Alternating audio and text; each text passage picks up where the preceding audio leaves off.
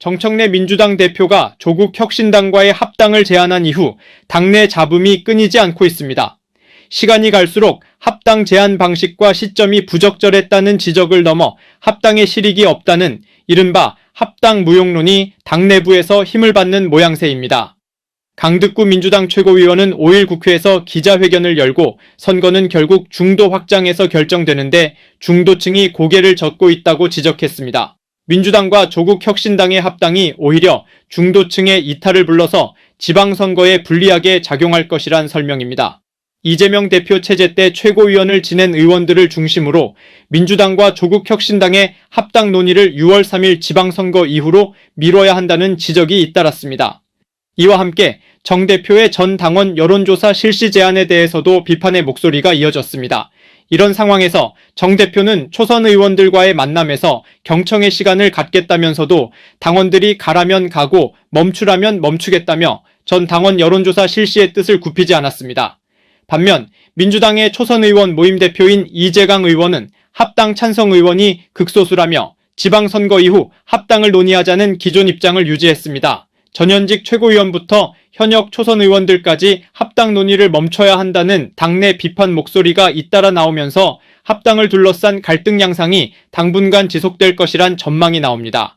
합당의 한 축인 조국혁신당은 지방선거 후보자 부적격 기준을 선제적으로 발표하며 민주당을 압박하고 나섰습니다. 민주당과의 합당 논의가 지지부진하자 독자 행보카드를 앞세워 엄포를 놓은 셈입니다. 조국 혁신당 대표도 민주당을 향해 신속히 내부 정리를 하라며 공세를 폈습니다. 뉴스토마토 박주용입니다. 정청래 민주당 대표가 초선 의원 간담회를 시작으로 당내 의견 수렴 절차에 착수했습니다. 조국 혁신당과의 합당을 둘러싼 당내 논란이 커지자 지적받았던 절차적 하자부터 보완하며 갈등을 진화하겠다는 의도로 보입니다. 동시에 정 대표는 전 당원 투표 강행 의지도 굽히지를 않고 있습니다. 민주당과 조국 혁신당 간 감정 싸움도 격화되는 모습입니다. 이현준 민주당 최고위원의 숙주 발언을 놓고 신장식 조국 혁신당 의원은 숙주 원천 기술 보유자로 맞받았습니다. 자, 과연 합당까지 이어질까요? 두 분과 함께 이야기 나눠보겠습니다. 김상일 시사평론가 그리고 김성은 뉴스토마토 기자 자리했습니다. 두 분 안녕하세요. 안녕하십니까. 네, 안녕하세요. 먼저 김 기자, 어제 초선 의원들 더민초죠. 이쪽과 정청래 대표가 한 비공개 간담회가 진행되었죠. 네, 어제 그 더민초 의원들이랑 정청래 대표랑 만남 이후에 정청래 대표가 잘 경청했다. 한 말씀 잘 새겨듣고 의견을 수렴하는데 좋은 기회가 됐다. 이렇게 간단하게 말을 했습니다. 더민초 회장인 이재강 의원은 합당으로 당이 분열되는 걸 막아야 한다. 이재명 정부 뒷받침이 신속히 이뤄져야 한다. 지선 승리에 매진해야 한다는 그런 얘기가 나왔다고 그렇게 좀 요약을 해서 말을 했습니다. 이틀 전 재선 의원 모임인 더민재 의원끼리 가진 간담회에서도 비슷한 말이 나왔는데요. 일단 당의 분열을 막고 갈등 표출을 좀 최소화해야 한다. 그런 의견이 모아졌습니다. 오늘은 또 정청래 대표랑 삼선 중진 의원과의 만남이 있는데요. 여기서도 좀 비슷한 메시지가 나오지 않을까 예상됩니다. 어떻게 봐야 합니까? 일단 더민초 같은 경우는 일단 강력하게 좀 반대 목소리를 내왔어요. 네. 초선의원들이 내왔었고 어제 이를 시작으로 이제 재선 그리고 3선 이상 중진 계속해서 이제 간담회를 시작을 하는데 갈등이 워낙 커지니까 이것을 좀 진화하기 위해서 누르기 위해서 나서기도 하고 그동안에 지적받았던 절차적 하자 문제 이것도 좀 보완하겠다 이렇게 읽어야 되겠습니까? 아니요. 저 그렇게는 잘 안 읽히는 게 자, 설득이라는 표현의 수용자 입장에서의 말은 납득이잖아요. 네네. 납득이 안 됐잖아요. 사람들이. 네네. 근데 납득이 안 됐는데 그걸 밀고 가면 그게 설득인가요? 그건 이제 강행 수순이라고 우리가 표현을 하는 게 맞는 거죠. 네네. 그러니까 강행 수순, 강행 명분 축적 뭐 이렇게 읽는 게 저는 맞다고 보고요. 납득이 안 됐으면 국회의원들도 다 선거를 앞두고 있고 지역에 굉장히 본인의 현실적인 이해관계가 있는데 왜 납득이 안 됐을까요? 납득을 시키려면 제가 볼 때는 근거가 필요해요. 네네. 근거와 명분 두 가지가 필요한데 근거도 주지 못했고 명분의 측면에서도 막연한 명분을 들이미는 거죠. 지금 집권 초반입니다. 대통령의 지지율이 당의 지지율보다 20% 정도 높습니다. 네네. 그러면은 지금 조국 혁신당과 합당을 해야만 지방선거를 이긴다라는 그게 납득이 되는 명분인가요? 지금은 대통령 지지율을 온전히 당이 받아 안아야 된다가 훨씬 납득이 되지 않을까요? 당이 20%를 쫓아가야 돼요. 근데 2, 3%가 부족해서 우리 질지 몰라. 이 얘기를 하고 있는 거예요. 예? 대통령 지지율을 쫓아가면 60%를 가져오는데 네네. 40%에서 2, 3%를 더하겠다고 지금 얘기를 하는 거예요. 근데 그것 때문에 내부는 우리가 현찰인데 현찰은 손실이 나요.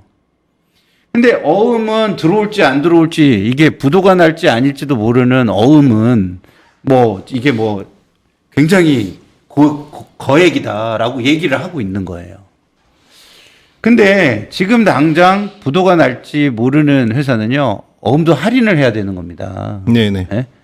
근데 지금 어음 얘기를 하면서 현찰 손해를 감수하겠다 이런 얘기를 경영주가 지금 하고 있는 거예요. 예? 곧 결제일이 다가오는데 네네. 납득이 될 수가 없죠. 그러니 이제 서로의 입장이 팽팽하게 네. 맞서는 것 아닙니까? 그러니 이제 정청래 대표는 절차적 과제에 대해서는 일단 유감 표명을 좀 했었고, 그 다음에 지금 의견 수렴, 그 다음에는 어쨌든 전당원 투표로서 가겠다. 당원이 가라고 하면 갈 것이고 멈추라고 하면 멈추겠다. 이렇게 자기 마이웨이를 계속해서 가고 있는 거고, 그리고 반대쪽에서는 지금 방금 말씀하신 대로 과연 이것이 지방선거에 득이 되느냐. 그리고 집권 초반 대통령의 국정 운영에 여당으로서, 집권 여당으로서 좀 더 뒷받침을 해야 되잖아요. 그 논리가 지금 팽팽하게 맞서는 것 아닙니까? 그렇죠. 그럼 정청래 대표가 지금 초선 의원들, 그리고 전직 지도부였던 뭐 한준호 의원 등등이 요구했던 그 지방선거 이전의 합당 철회, 네. 이것을 받아들일 걸로 보십니까? 지금 뭐 여러 가지로 본인의 정치적인 앞날을 위한 고심이 크겠죠. 이것을 받아들이면 나의 리더십에 상처가 날 것이다. 이렇게 생각할지 모릅니다. 그렇지만 우리가 조금 돌아보면 본인의 진정성이 있을 때와 없을 때 민심에 본인을 던지는 게 결과가 달라요. 네네. 그렇기 때문에 저는 본인의 진정성이 있다고 한다면 이거를 받아들이고 가도 그렇게 상처가 나지 않을 것이다. 네네. 오히려 나중에 정청래 대표의 그때 진정성이 있었네 라는 식으로 부활의 정치로 더 큰 지도자로 탄생시켜 줄 수 있는 게 민심이니 네네. 민심을 저는 믿고 가는 게 맞다라고 생각해요. 근데 지금은 민심을 믿는 게 아니라 본인의 생각이 너무 잘났으니까 네네. 나의 잘난 생각을 당신들이 받아들여라 이러고 가고 있는 거잖아요, 지금. 아니, 지금 지방선거에서 합당이 그 전체 전국 선거에 도움이 된다는 지표가 어디 있습니까? 지금 당내에서도 기껏해야 호남하고 강원 정도에 도움이 될 수도 있다라는 가능성이에요. 왜? 그쪽은 조국 혁신당의 세가 좀 강하다고 지역에서 느끼나 보더라고요. 그렇지만 자, 우리 선거 아무도 모른다 그러잖아요. 조국 혁신당이 지난번에 그 좋은 성과를 냈던 것은 지민비조로. 예. 지민비조 네. 그리고 논란의 여지들이 있었어요. 대통령의 어떤 불확실성도 있었고. 근데 지금은 대통령이 돼 있어요.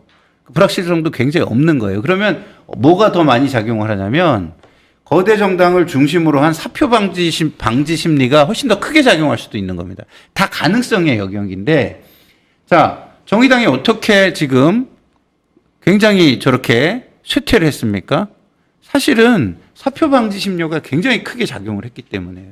대선을 거치면서 제3당의 표를 줬더니 오히려 큰 명분, 큰 결과를 우리가 부수는 결과가 올 수도 있네라는 생각들을 또 하게 될 수 있거든요. 네네. 그러니까 지금 당대표께서 하시는 말씀은 본인이 생각하는 머릿속의 가능성을 가지고 납득을 시키려고 하는 거예요.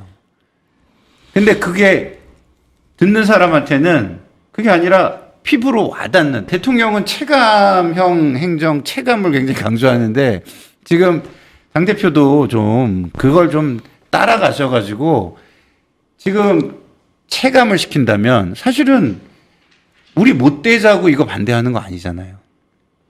우리가 뭐 조국 혁신당하고 싸우자고 반대하는 거 아니잖아요.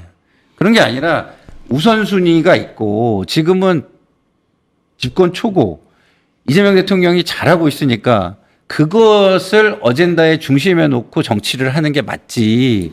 왜 이 모든 거를 빨아들이는 블랙홀 같은 합당 찬반으로 이게 가가지고 오히려 내부의 상처들을 만드느냐. 지금 오가는 말의 수위를 보세요. 점점 올라가잖아요. 이 네네, 상처가. 그 부분은 조금 이따가 네. 좀 다루기로 하고, 말씀하신 것처럼 초반만 해도, 그렇죠. 초반만 해도 통합의 필요성에 대해서는 좀 이견이 없었습니다. 다만 이제 최고위원들에게조차 이제 기자회견 20분 전에 일방적으로 통보했던 그 지도부 내의 무협의 그 독주 아니냐, 이러한 절차적 하자에 대한 문제가 지적이 됐다면 지금은 합당에 대한 득실 여부를 떠나서 합당이 과연 필요하냐는 논쟁까지 지금 이어지고 있는 상황인데요.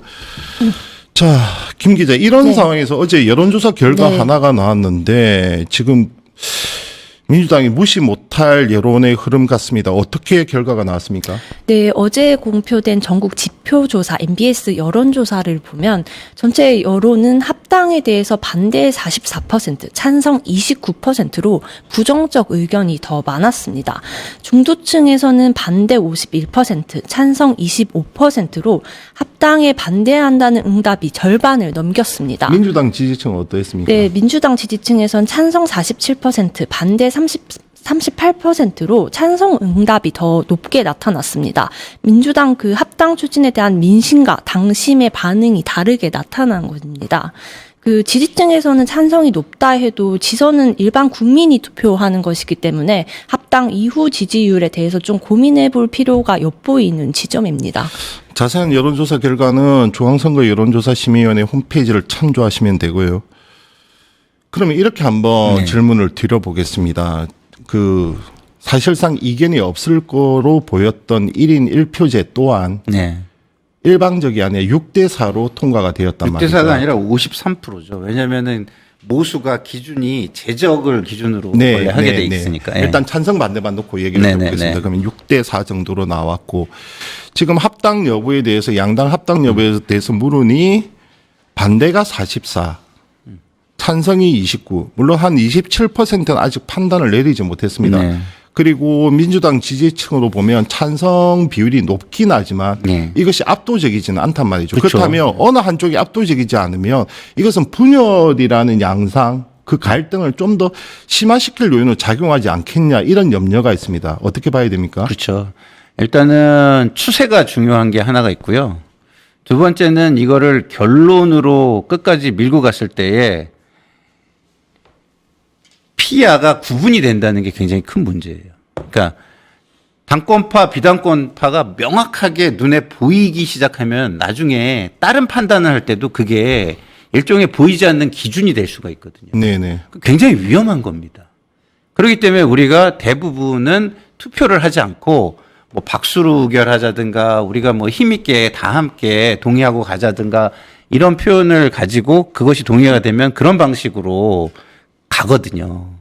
그 이유가 뭐냐면 저 사람은 나한테 반대한 사람이야 아니야 이거를 마지막에 확인하는 절차로 가는 게 결코 통합에 도움이 되지 않기 때문이죠.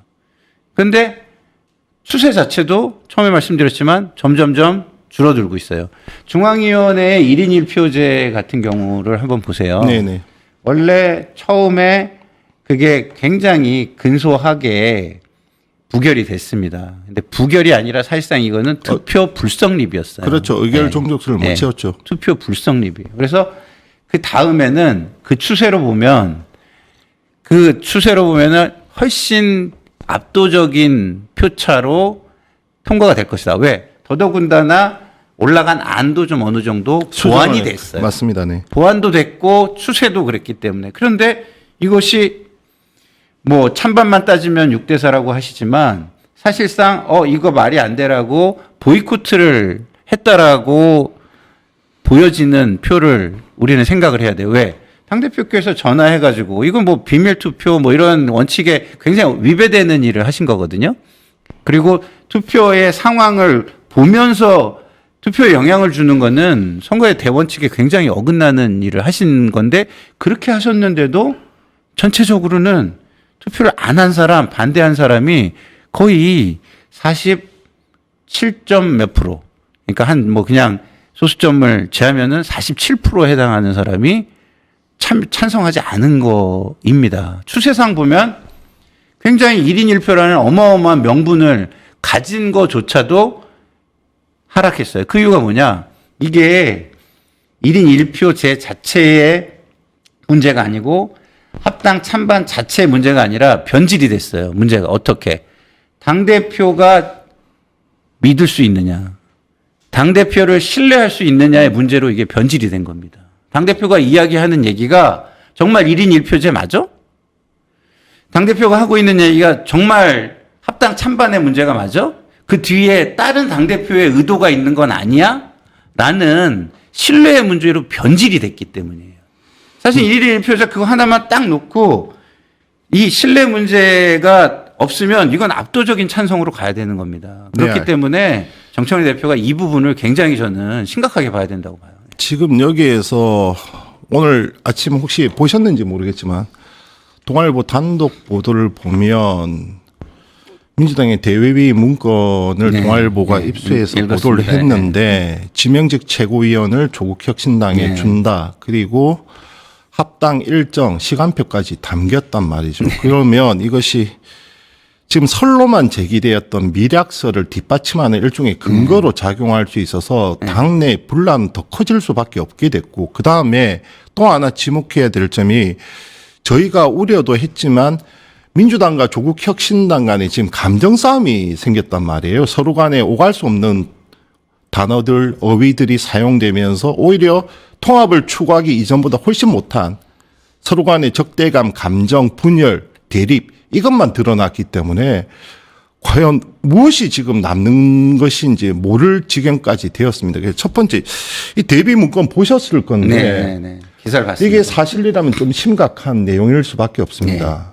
네, 왜 심각하냐면 지금 당권파 측에서는 이제 이것이 그냥 실무자가 검토한 것이다 이렇게 이야기를 하고 있는데 말씀하신 대로 구체적인 어떤 지분에 해당하는 문제가 언급이 돼 있고 그리고 또 하나는 시간표가 날짜별로 구체적으로 적시가 돼 있다는 겁니다. 그냥 검토만 한 거라면 뭐 언제 전까지 이걸 하는 게 좋고 언제 전까지 하려면 그로부터 또 며칠 전에는 이것이 이루어져야 되고 이런 식으로 문서를 주로 만들거든요. 저희도 이제 뭐 당이나 의원실에서 문서를 많이 만들어봤지만 네.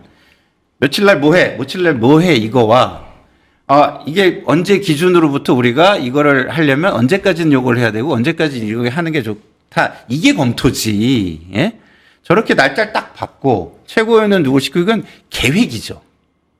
저 검토라고 안 하고 계획서라고 하는 것이죠. 그렇기 때문에 저거 역시 지금 당 그 지도부 측에서는 검토라고 하지만 역시 그것이 그쪽에서는 설득을 하겠다는 의도를 가지고 있지만 듣는 입장에서는 납득이 안 되는 상황이 될 것이다. 이런 생각이 듭니다. 이현주 의원의 숙주 발언의 논란에 대해서 조국 대표도 불쾌감을 어제 숨기지 않았고 그다음에 신장식 의원 같은 경우는 숙주의 원천은 이현주 아니냐 이러면서 지금 과연 이것이 통합될 대상인지 아닌지 일단 그 발언 영상 잠시 보고 오시죠. 우리 민주당 지지자들 사이에서는 벌써부터 특정인의 대권 놀이에 우리 민주당을 숙주로 이용하는 게 아니냐, 차기 알박기에 들어간 게 아니냐는 얘기까지 나오고 있습니다. 더군다나 이현주 의원이 죄송합니다마는 정당 숙주 삼아서 정치하는 데는 가장 능숙하신 분이 그분이 아마 당정이 한 7번, 8번 바뀌었죠. 정당을 숙주 삼는 원천 기술 보유자께서 그런 말씀을 하시니까 상당히 이례적이고 당황스럽더라. 그다음에 또 하나 토지공 개념 사회주의 뭐 공산주의 얘기하셨잖아요. 이거는 저는 가치 노선 가치에 대한 것도 아니고 색깔론에 불과하다고 생각합니다. 그렇잖아요. 색깔론, 알박기, 숙주 이거 모욕하는 거 아닌가요? 숙주? 기생충이라는 얘기입니까? 불쾌합니다. 그런 얘기는. 숙주 삼아 알박기라는 표현은 모욕 주기 위한 표현이거든요. 그렇게 말씀하시는 거는 적절치 않습니다. 안 볼 거예요? 만약 합당이 되면 그 안에서 안 볼 겁니까? 합당이 안 되면 안 볼 겁니까? 정청래 대표님의 공개 제안 후 조국혁신당은 차분하고 질서 있게 내부를 정리하고 다음을 준비하고 있습니다. 그런데 제안을 한 민주당 내부의 파열음이 격렬합니다. 노선과 정책을 둘러싼 생산적 논쟁이 아닙니다. 게다가 그 내부 논쟁 과정에서 조국혁신당과 저에 대한 비난과 조롱이 이루어지고 있습니다. 우당에 대한 예의는 찾아볼 수가 없습니다. 상상에 상상을 더한 음모론을 펼치고 있습니다. 당이 작다고 자존심까지 없는 것은 아닙니다. 신속히 내부를 정리해 주시길 바랍니다. 저는 민주당원들의 집단 지성을 믿습니다. 감사합니다. 보신 것처럼 조국 네. 대표는 우당에 대한 예의는 찾아볼 수 없다. 네. 당이 작다고 자존심도 없냐 이렇게 네. 했고 신장식 의원 같은 경우는 우리가 기생충이냐. 자 이렇게 하면서 가장 걱정했던 일들이 벌어지고 있는 것이 바로 이 지점이거든요. 그렇죠. 민주당은 민주당 내부대로 분열이 되었고 돌로 쪼개졌고 민주당과 조국혁신당 간은 지금 감정 싸움이 대립됐고 이 누구를 위한 무엇을 위한 통합인지 알 수 없는 기로에 섰습니다. 맞습니다. 그리고 조국혁신당은요 지금 좀 자중하실 필요가 있어요. 왜냐하면 본인들이 이 통합과 관련해 가지고 민주당의 논의를 지켜보겠다고 했잖아요. 그러면은 찬반을 이야기하다 보면 통합 대상에 대한 이야기도 나오기 마련인 겁니다. 그러면은 그 논의가 끝난 후에 그 논의 과정에서 원래 논의를 하다 보면 격해질 수도 있거든요. 그리고 굉장히 남을 설득하기 위해서 가장 극단적인 사례를 가져와 가지고 얘기하는 경우가 많아요. 그거는 모든 사람들의 이야기가 그렇습니다. 근데 거기에 지금 뛰어드는 건 뭐와 같은 거냐면 논의를 지켜본 후에 사과를 받는 게 현명한 건데 지금 뛰어들면 팀플레이가 되는 거예요. 그러니까 지금 당 지도부 측과 한 팀이 돼가지고 팀플레이가 될 수가 있어요. 그렇게 되면은 이 지금 반대하는 쪽을 더 자극해가지고 반대가 굉장히 감정적으로 흐르게 이성적이 아니라 만들 수 있는 우를 범하는 겁니다. 그래서 지금 막 얘기하잖아요. 신장식 의원이 안 볼 겁니까? 이렇게 얘기하잖아요. 그러면 사과를 받겠다는 게 아니라 안 볼 겁니까? 이러면서 뭐라 그러냐면 그 상대한테는 숙주, 원천 기술자, 원조 기술자 이렇게 얘기를 해요. 더 심한 비난을 찾아가지고 공격을 한단 말이에요. 그러면 그것이 본인의 이야기를 정당화시킬 수 있습니까? 자기가 좀 욕을 먹더라도 그러면 안 된다. 난 안 그런다. 이래야 정당화가 되는 것이죠. 알겠습니다.